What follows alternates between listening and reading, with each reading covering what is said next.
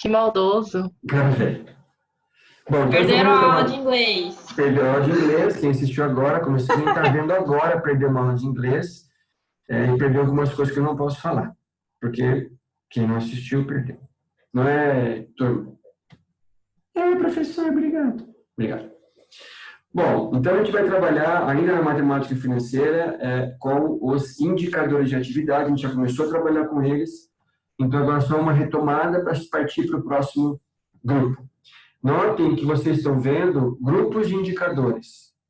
Cada indicador desse representa um fundamento da empresa, para você lá no fim do processo, quando você acabar de avaliar a empresa como um todo, fazer um diagnóstico sobre ela.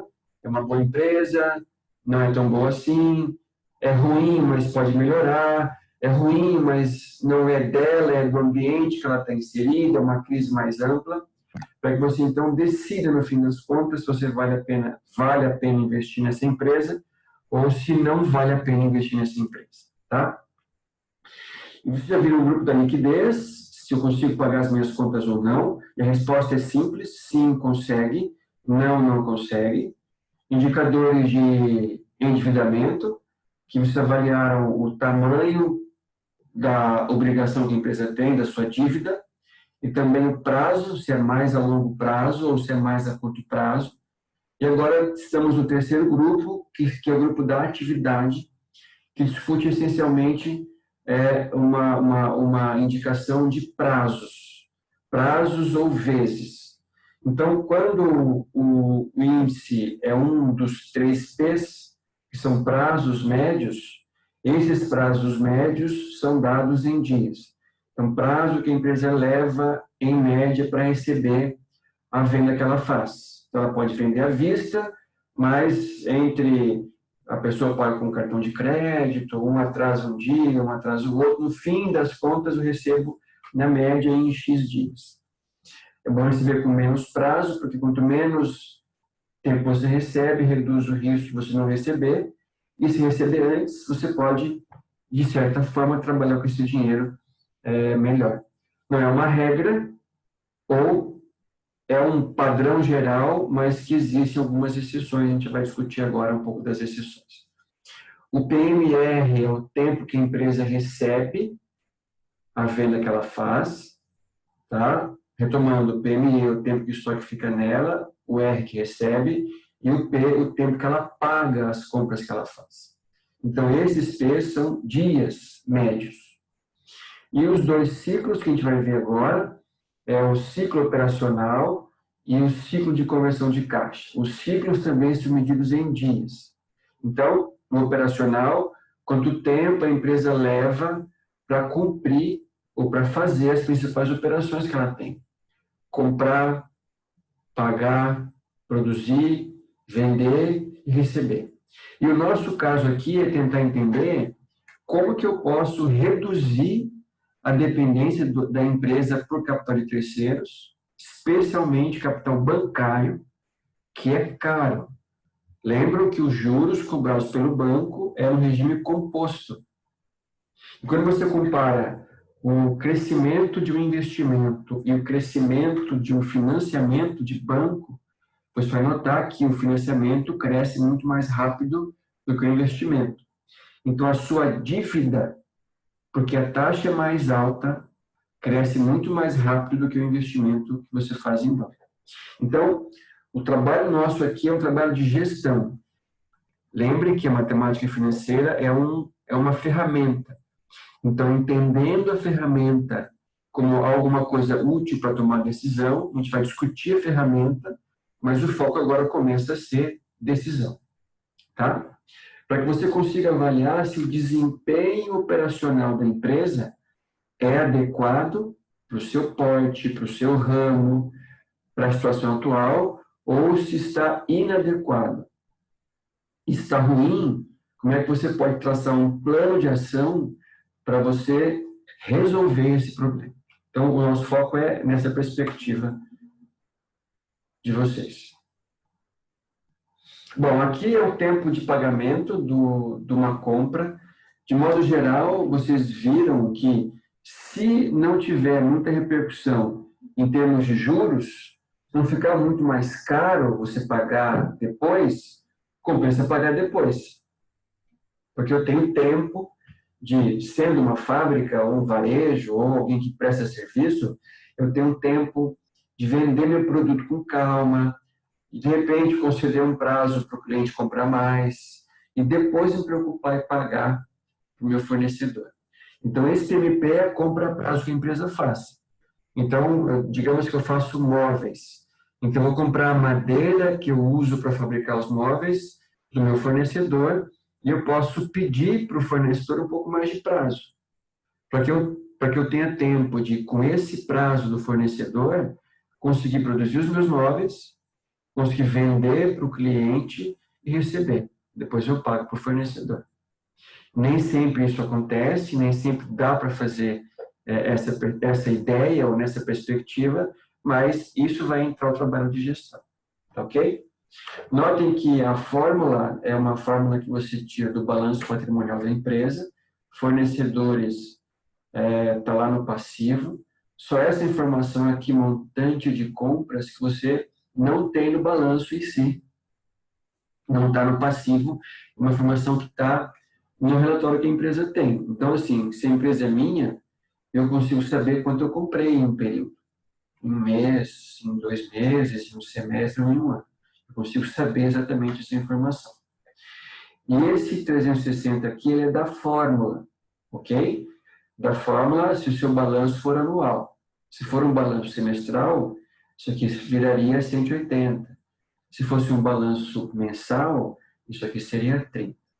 Mas o que importa para vocês agora não é nem tanto a conta em si, mas entender que o PMP é o período médio de pagamento, é o tempo que a empresa tem para pagar os seus fornecedores. Como é um empréstimo que eu faço via fornecedor e tudo mais, se eu postergo muito, eu posso pagar juros, porque a pessoa ou a empresa que vendeu o matéria-prima para mim quer receber também, eu tenho que pagar as contas dela. Então, se eu postergo muito, eu posso ter que pagar um pouco mais caro por isso. Então, qual é a nossa conta e onde vai entrar a matemática financeira nesse indicador de atividade, no caso, o pagamento? A empresa precisa escolher se vale a pena ter um financiamento ou uma conta a pagar mais curto ou mais curta. Ela é um pouco mais barata, porque o prazo é mais curto, o prazo é menor, mas por ser um pagamento que tem que ser feito mais rapidamente, exige que a empresa tenha um dinheiro disponível para pagar essa conta em dia. O dinheiro disponível tem que vir da venda dos estoques.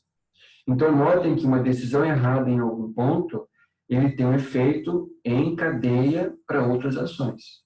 Por exemplo, digamos que eu fui no banco e calculei lá, fiz as comparações que eu tinha que fazer, as minhas análises, calculando, por exemplo, a amortização.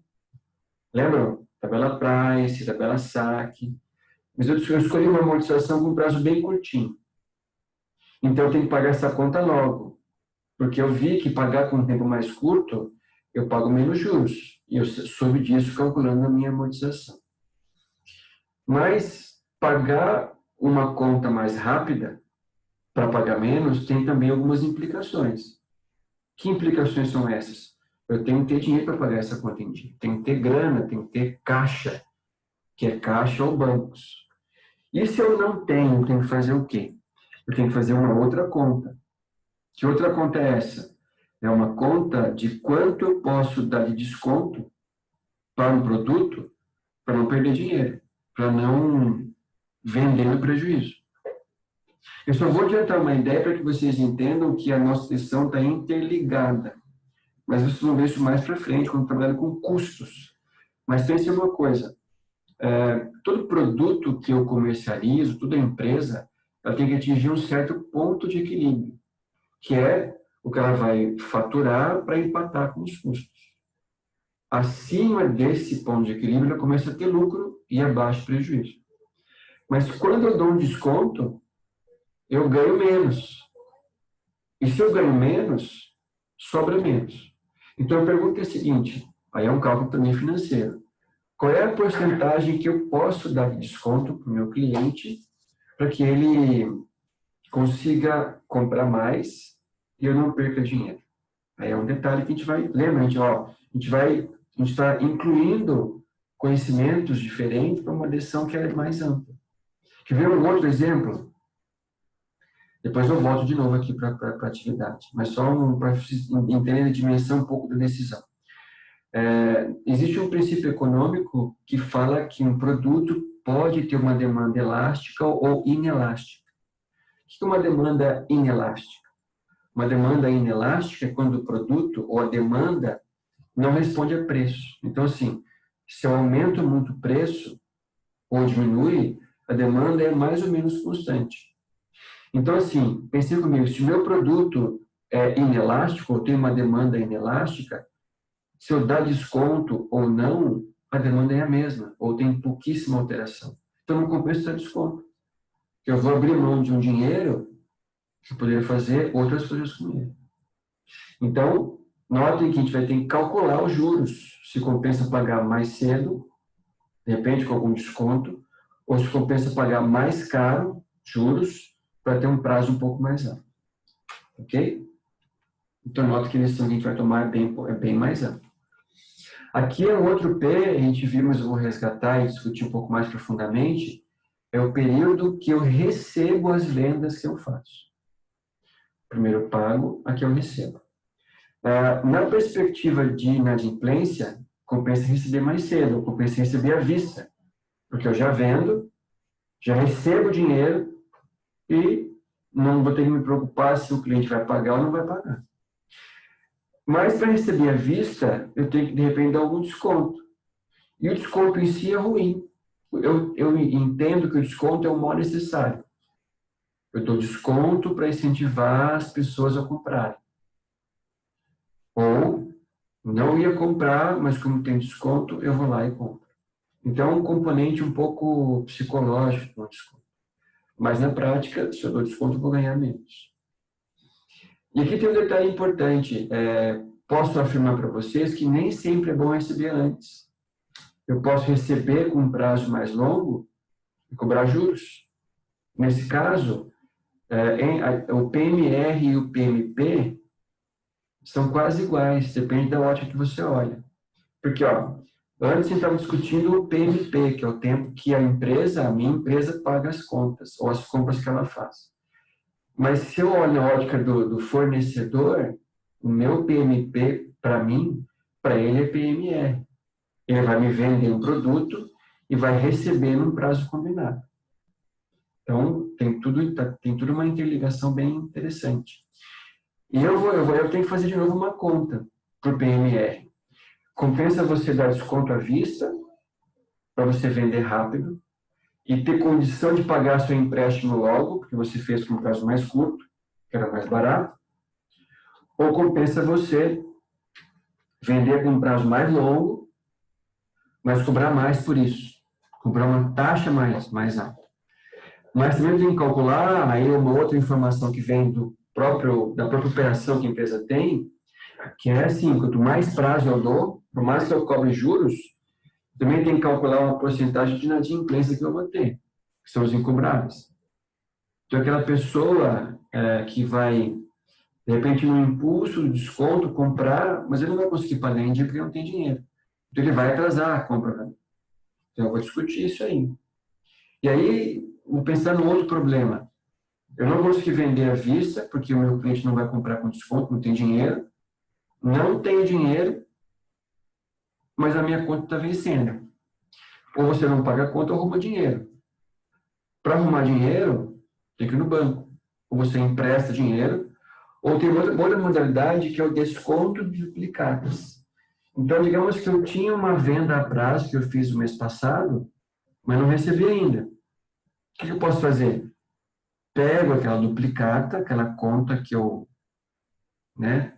ainda vou receber, e vou descontar no banco. Vou descontar a duplicata. O banco vai adiantar o dinheiro para mim da duplicata. Depois eu vou devolver. Mas ele me adianta. Só que ele vai dar um desconto no meu dinheiro. Então, por exemplo, A minha duplicata, o que eu vou receber daqui a 2 meses, é R$ 1.000. Ele vai me adiantar 900, porque uma parte é custo, é juros. Quando eu vou devolver R$ 1.000, porque essa parte é custo. Então, nem sempre vale a pena vender à vista e nem sempre vale a pena vender a prazo. Ou só à vista ou só a prazo. De novo, é um papel que nós temos, enquanto gestores, fazer a conta disso, para ver o que compensa mais. E aí que, de novo, vai entrar a matemática financeira e a gente já vai chegar nessas contas. Por enquanto, é uma ideia do que mais importa, que são as decisões que cada um vai tomar. Esse é o PMR. E o último é o PME, que é um tempo medido em dias, que é o tempo que mede o estoque. Então, quantos dias o estoque fica na sua empresa? Esses dias começam a correr desde quando você compra o estoque. Se for uma compra de um estoque pronto para você revender, de que você comprou lá aquela camiseta para vender, começa a contar o PME. Quando você vendeu aquela peça, acaba de contar o PME. Então, são os dias que o estoque fica na sua empresa entre comprar e vender. O estoque, de modo geral, é bom receber antes. Por que é bom receber antes? Porque você reduz a possibilidade de inadimplência e pode trabalhar com esse dinheiro. Posso pagar uma compra, adiantar, ter desconto, posso acertar o empréstimo, comprar mais estoques, fazer algum tipo, qualquer coisa, fazer algum tipo de investimento, não importa. O que importa é que você consegue fazer alguma outra coisa com o dinheiro que chega mais rápido. Tá? Juntando esses três, eu tenho um indicador que é bem interessante, que é o seguinte, vamos tentar entender por que é bom ser maior ou menor ou igual a 1. Isso aqui é uma proporção, concorda? Uma proporção que compara em cima o tempo medido entre você vender o produto e, antes de vender, produzir. Então, o tempo do estoque mais o tempo do PMR. Em termos cronológicos, o PME tinha que vir antes do PMR, porque você não vai vender uma coisa que não existe. Tá? E embaixo tem o PMP. Vamos tentar chegar a uma conclusão juntos aqui dessa ideia. Vocês acham, isso aqui são todos dados em dias, tá? Não é dinheiro, são dias. Vocês acham que o período de cima, que ele soma o PME mais o PMR, ou vice-versa, não importa. O tempo de cima, ele, em termos ideais, ele precisa ser maior ou menor que o tempo de baixo, que é o PMP? Alguém acha alguma? Qual ser menor, Luan? O de cima ou de baixo? A parte de cima, porque o seu prazo médio de rotação do estoque e, consequentemente, geração do rendimento, de recebimento, tem que vir antes das contas. Então, o ideal é que você tenha o caixa antes de vencer as suas contas, que é o seu prazo médio de pagamento. Para daí o seu capital de giro estar balanceado. Isso mesmo. Qual é a ideia? Você consiga comprar matéria-prima, produzir o estoque, transformar em produto acabado e depois vender para o seu cliente, antes de pagar. Isso, na realidade, é o que nós temos no mundo financeiro como o ideal. Nem sempre é assim, mas seria o ideal. Você conseguir produzir, vender e receber e depois pagar. Por que isso é ideal? Porque quem financiou para você a operação foi o seu fornecedor. Ele entregou para você matéria-prima adiantado e só vai receber um tempo depois. E nesse meio tempo você conseguiu vender e receber o produto. Tá? Eu falei para vocês agora, nem sempre dá para fazer assim, nem sempre. E às vezes eu tenho que calcular também quanto custa vender dessa forma. Porque eu posso pensar assim, mas eu vou esticar o PMP então para conseguir produzir e vender antes de pagar a conta. É viável? Em tese, sim. Mas o que vai depender? Vai depender do custo que você tem para postergar o PMP. Então, de novo, cada caso acaba sendo um caso diferente. E vocês precisam avaliar cada caso e decidir, então, em cada caso. Tá? Agora, vamos discutir os dois ciclos. O operacional, que é a soma do PME mais o PME, a gente vai ver por quê. E o ciclo de conversão de caixa é o operacional que a gente acabou de achar, menos o PMP. O CO, para os íntimos, é o tempo que a empresa compra a matéria-prima, começa a contar nesse dia, a compra, e acaba quando você recebe a venda que você fez. E o ciclo de caixa, CC, vai poder encontrar como CCC em alguns livros, ciclo de conversão de caixa, ou CF em outros, ciclo financeiro, é o tempo entre pagar e receber. Pagar e receber. Quanto mais curto for esse tempo, melhor, porque eu fico menos dias sem receber. Porque começa quando você paga, eu gasto um pouco do meu dinheiro, porque eu paguei uma conta, e só vai retomar depois de X dias. Quanto mais baixo, melhor nessa perspectiva. Tá? Aqui é um desenho para que vocês entendam como é que cada ciclo ele funciona. Então, acompanhe o mouse comigo aqui. Peraí. Aqui é mais fácil. Então, a primeira operação qual é? É aqui no comecinho, na parte esquerda. Eu compro a matéria-prima. Compro. Então, eu fabrico móveis. Comprei madeira. Tá? Então, nesse tempo, até a venda aqui, ó,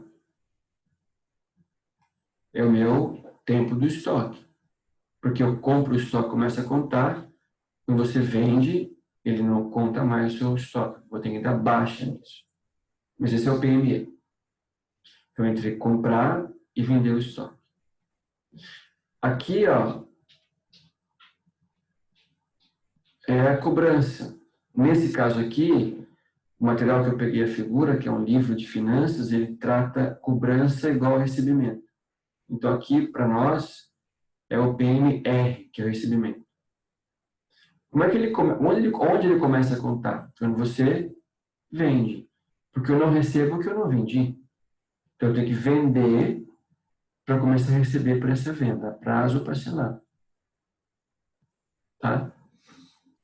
Geralmente, um PMR mais curto é melhor, porque eu posso fazer alguma outra coisa com esse dinheiro. E o último aqui, ó, é o PMP. Por quê? Porque ele vai começar quando você paga, compra, né? E depois você paga. Então, compra e paga. Quando eu compro a prazo, começa a contar o PMP. Quando você compra à vista, ele é zero. Ok? Então, entre compra e pagamento. Por que vou dar um dedinho aqui. A fórmula é PME mais PMR do CO.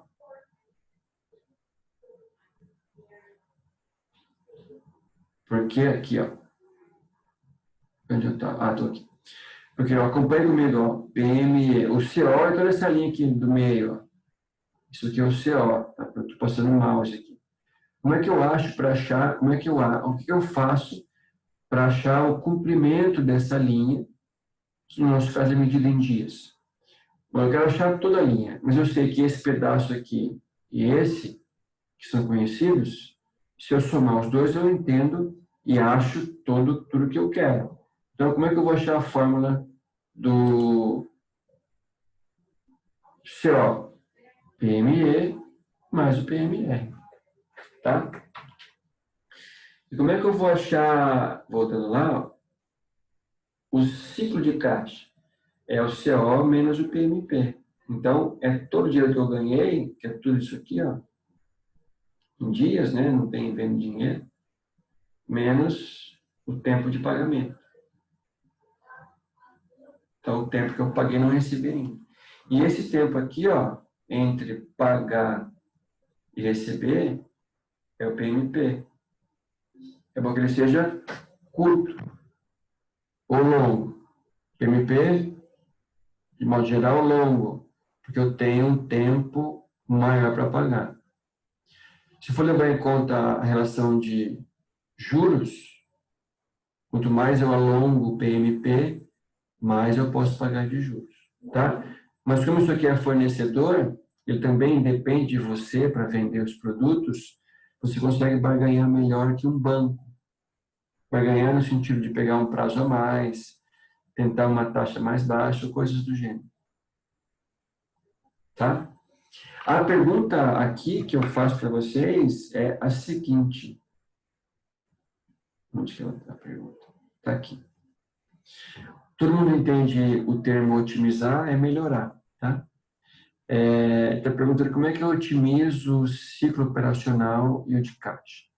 Então, levando em conta que o CO é isso aqui, a pergunta é como é que eu tenho que fazer, quais ações concretas eu vou fazer para melhorar o meu ciclo operacional.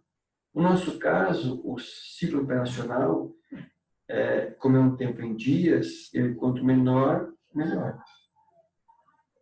Porque se eu tenho um CO pequenininho, eu consigo vender, comprar, produzir, vender e receber mais vezes por ano. E se eu faço isso mais vezes por ano, eu posso ganhar bem mais do que um que faz menos, de modo geral. Então, esse é o meu ciclo operacional. É o tempo que a empresa leva para cumprir as principais operações que ela faz. E se eu supor que as principais operações que ela faz é vender, se ela vende mais vezes, ela ganha mais. Então, como é que eu otimizo isso aqui?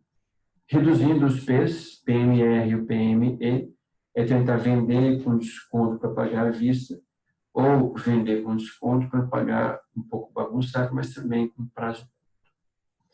E também vou tentar reduzir o máximo o PMR, levando em conta possíveis relações de risco ou de custo, para receber mais rápido. Mesmo que eu não vou cobrar tantos juros agora, mas eu recebo mais rápido, não vou gastar com inadimplência. Um outro caminho, que também eu tenho que avaliar para ver se compensa ou não compensa, é você aumentar o PMP, que é o tempo de pagamento. Desde que isso não repercute para vocês em termos de juros. Então, assim, digamos que eu comprei um produto e eu tenho que pagar daqui 5 dias. É o nosso combinado. Mas eu vou pagar em 60.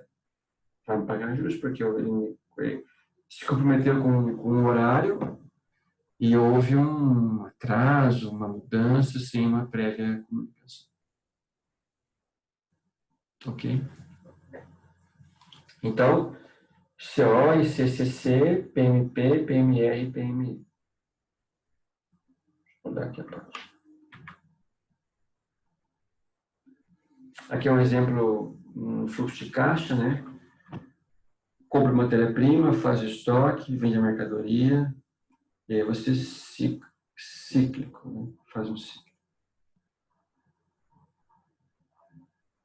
Bom, alguma pergunta tem aqui, pessoal? Tudo tranquilo?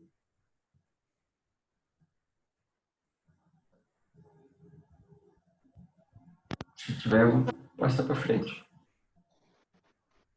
Tá tranquilo, Bom, professor. tá, aqui, vamos pensar na nossa análise um pouquinho, depois eu volto naquela tela. A grande pergunta é a seguinte: como é que eu vou sustentar o tempo sem dinheiro? Como é que eu pago as minhas contas num tempo sem dinheiro? Ou negocia a conta, ou empresta do banco. E aqui eu tenho, de novo, uma decisão para tomar sobre posturas de financiamento de capital. Mais agressivo, mais conservador. O que é o mais agressivo? Você reduz com prazo, vende com prazo muito curto, vende alguma coisa para cobrar menos. Tá? E o conservador, você vai tentar ter um prazo mais longo, mesmo que isso vai repercutir no seu PMR, e no seu PMP ou no seu PMI. Você vai tentar esticar o ciclo. Mais prazo, mais venda a prazo, mais compra a prazo. O único problema aqui dessa postura, tanto uma quanto outra, é a relação de risco. Quanto eu vou gastar para fazer isso direitinho. Bom, agora uma última família, a gente vai trabalhar com indicadores de lucratividade. é para verificar se a empresa teve um bom ou mau lucro.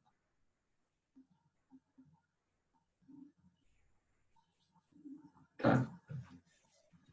O primeiro índice é um que vocês devem escutar muito quando escutam um jornal, parte de empresa e tal, que é a margem líquida. Todos os indicadores que têm o prefixo margem é uma comparação de alguma conta com a receita líquida que está lá em vigor, que não está, né, assim, tá para você calcular. Então, aqui que eu vou fazer para calcular essa margem líquida? Eu vou comparar o lucro líquido com a receita líquida. Essas duas informações estão no DRE, que vocês já viram no semestre passado. O quanto eu vou lucrar em comparação à minha receita. E para dar uma resposta um pouco mais precisa, multiplica por 100. Tá? As grandes empresas, sempre quando ofertam algum índice de atividade, esse é o principal. Há aqui uma rentabilidade padrão para vocês, então eu achei, é antigo, mas é o último que eu achei com todo mundo junto.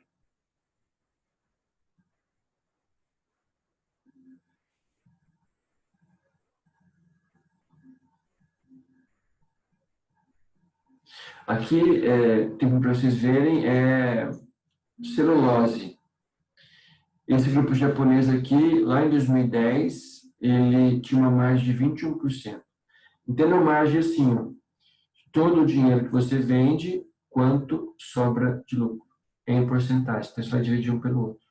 Notem que aqui, ó, da venda que essa empresa fazia, 21% era de quem tinha essa carteira. É uma taxa bem alta, mas, de repente, para uma empresa é a taxa necessária. E aí vai descendo para 15, 12, 10, 9, até chegar no mais fraco, que é 3%, 6,3%.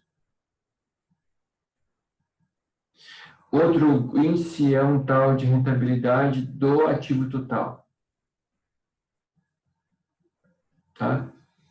E aqui, de novo, a fórmula é o lucro após o imposto de renda, lucro líquido, que eu vou multiplicar, eu vou dividir pelo ativo total e multiplicar por 100.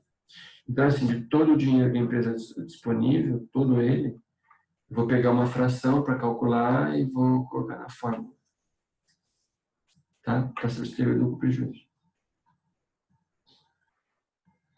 E aqui, só uma diferença, aqui o ROA você compara o lucro com todo o ativo total. Não importa se ele vem de fonte terceira ou de fonte própria, eu vou usar tudo. Professor, no caso, esse indicador de lucratividade, esse ROI que você usou, é popularmente conhecido como ROIC, não é? Que eles falam, geralmente nas análises de investimento, eles falam o ROI e o ROIC, né? Que o ROIC é com todos os capitais, inclusive o de terceiro, e o ROI é somente o capital dos acionistas daí. O que eu uso mais é o ROA, que é o termo, a abreviação do termo em inglês, que no seu caso é o que você falou do ativo total, que é o ROIC, né? E o outro a gente chama de ROI, com E. Aqui só é o patrimônio líquido, só o capital próprio. Não entra aqui no denominador embaixo o dinheiro de terceiros. Que aqui entrou, ó, no ativo total tem tudo, não tem? Dinheiro próprio e terceiros. Aqui eu só vou comparar com o capital que é meu, que eu investi como sócio. Tá?